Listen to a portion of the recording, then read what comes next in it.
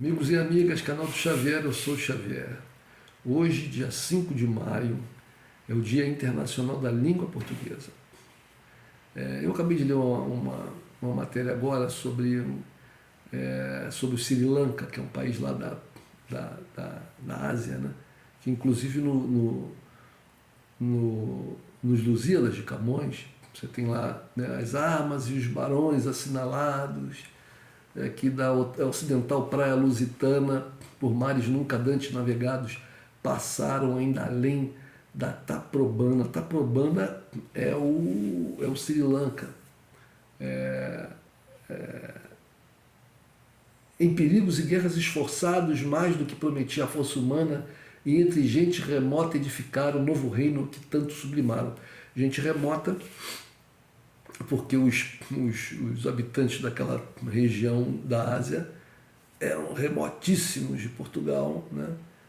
Principalmente na época das navegações, em que aqueles loucos saíam lá daquelas caravelinhas, barcos que se para a época achavam que eram grandes, hoje em dia a gente vê que são barquinhos, e passavam meses, né, dias e meses, semanas e meses no mar, com uma alimentação muito pobre e com todos os perigos do mar.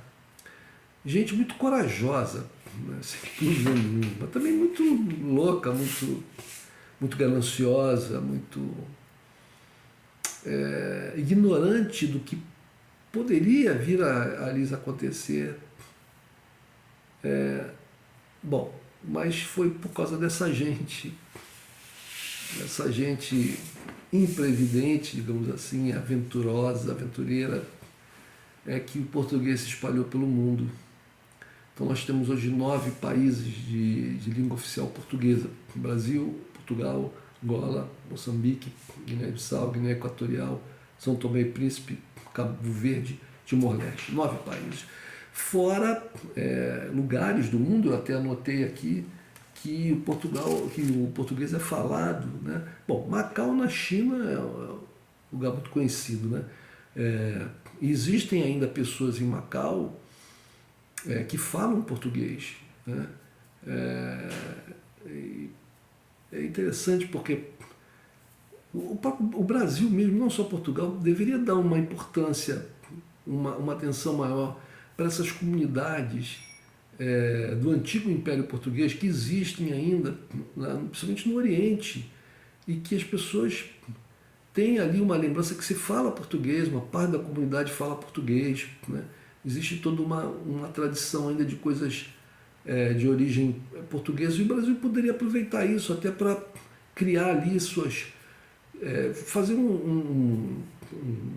algum tipo de acordo com Portugal e juntos utilizar esses lugares para negócios, para divulgação da língua portuguesa, da cultura dos dois países, né? E fazer trocas diversas, estudar essas comunidades, a história, trazer a história dos nossos países para essa comunidade e fazer assim uma expansão, não à base de armas, mas à base de comércio, né, à base de cultura, eu acho. Então, por exemplo, na Ásia nós temos lugares que ainda falam português, né?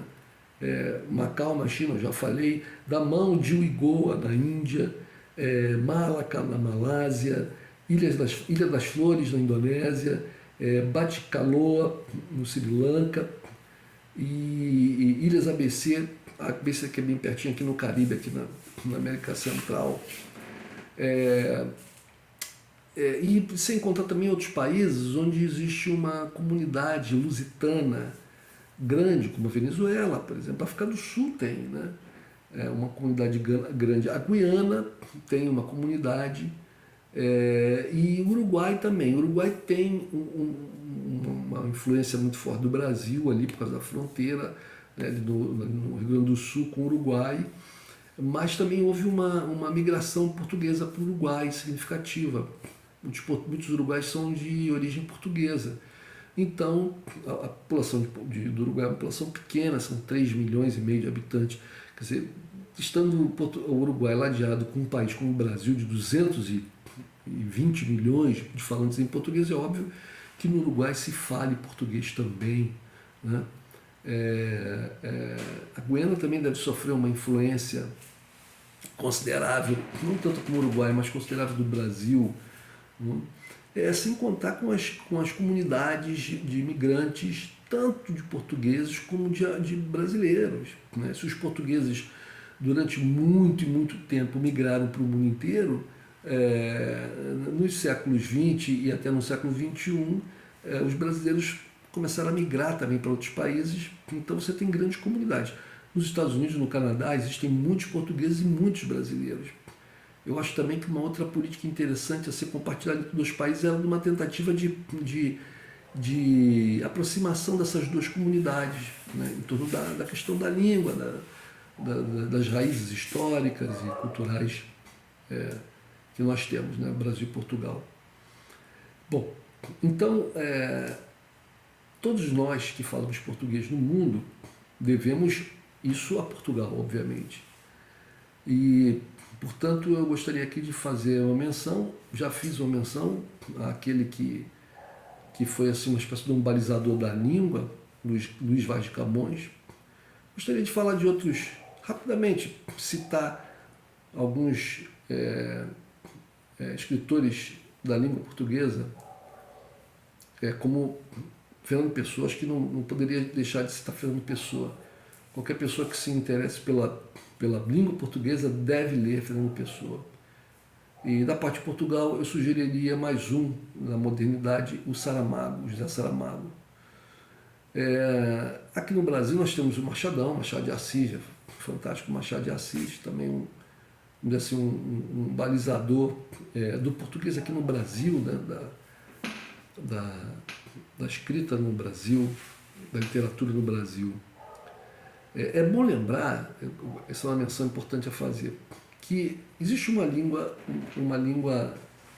culta, né, que é falada pelas elites, e é claro que essa língua culta ela deve ser uma meta a ser alcançada. As pessoas devem, penso eu, né, devem procurar sempre se aproximar o máximo possível dessa língua culta. Mas isso não implica necessariamente num esquecimento, por exemplo, das suas raízes linguísticas, porque o português, não existe um português, existem muitos portugueses, né? Muitas línguas portuguesas. Em cada lugar por onde os portugueses estiveram, passaram, o português ali, ele foi como são todas as línguas vivas, ele foi se alterando, se modificando, né? Mas na maior parte dos lugares, né, o português continua sendo português. Uma pessoa que venha de uma outra parte do mundo onde se fale português também, de início pode ter lá alguma dificuldade, mas em pouco tempo essa pessoa vai conseguir compreender a língua como sendo a sua própria. Porque o léxico é o mesmo, né? Pequenas exceções, mas o léxico é o mesmo. Muito se fala dessa dificuldade entre o português do Brasil e o português de Portugal. Sem dúvida, o falar do português de Portugal, principalmente o falar das pessoas do povo, né? Às vezes é difícil para que um brasileiro compreenda de prima, né? Mas em pouco tempo, os migrantes brasileiros em Portugal que o digam, em pouco tempo isso é ultrapassado. Em pouco tempo, né? Nós temos algumas diferenças de palavras, mas são um número reduzido de palavras. Nada que implique você não entender a língua. É completamente diferente se você sai do Brasil e vai para um outro país, como por exemplo a Alemanha, sem você falar nada de alemão. Você não vai, em pouco tempo, você vai demorar muito tempo para você entender o que as pessoas estão falando. Você vai ter que dominar uma outra língua, né?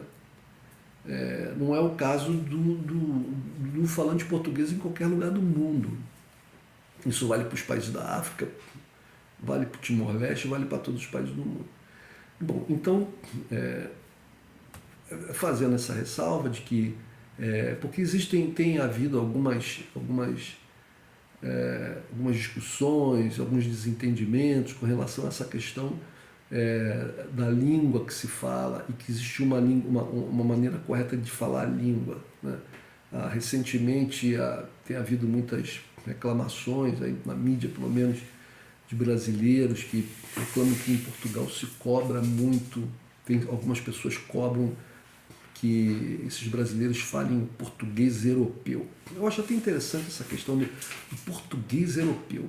A gente pode chamar o português do Brasil de português sul-americano? Não é comum, não. Chama-se português do Brasil, português brasileiro. Né? Por que o português de Portugal é chamado de português europeu? Porque, veja, na Europa existem pessoas de várias nacionalidades onde se fala português. De várias nações onde se fala português. Existem portugueses fora de Portugal, né? Na Suíça, na França, etc. Existem brasileiros também. E possivelmente existem angolanos morando em outros países da Europa que não Portugal, existem moçambicanos, existe gente até do Timor-Leste. Né? Então essas pessoas falam o português com o sotaque das nações de onde vieram. Mas são pessoas falando português na Europa. É claro que a maioria das pessoas que falam português na Europa são as pessoas de Portugal, mas não são os únicos. Então eu acho, assim, português europeu não é necessariamente o português com sotaque de Portugal. Assim como o português da América do Sul não é necessariamente o português falado no Brasil, mesmo que o Brasil tenha a maioria, a quase totalidade dos falantes de português na América do Sul. Mas as pessoas que falam português na Venezuela, por exemplo, lá com seu sotaque próprio, as pessoas que falam português lá, na Guiana, as pessoas que falam português lá no Uruguai, elas não falam português como se fala no Brasil. Então o português sul-americano é uma coisa, o português brasileiro é outra. Então eu acho que o português europeu é uma coisa, é o conjunto das pessoas falando de português na Europa. E o português de Portugal é uma outra coisa, é o conjunto de pessoas que falam português de Portugal, que mesmo assim tem muita gente falando português de Portugal com sotaque brasileiro, cada vez aumentando mais. Não, mas isso são discussões estéreis. Eu acho que a questão é que nós falamos todos a mesma língua. E isso é que tem que ser festejado. Viva o dia da língua portuguesa, a última flor do Lácio e herança do nosso querido Portugal. Um abraço, gente.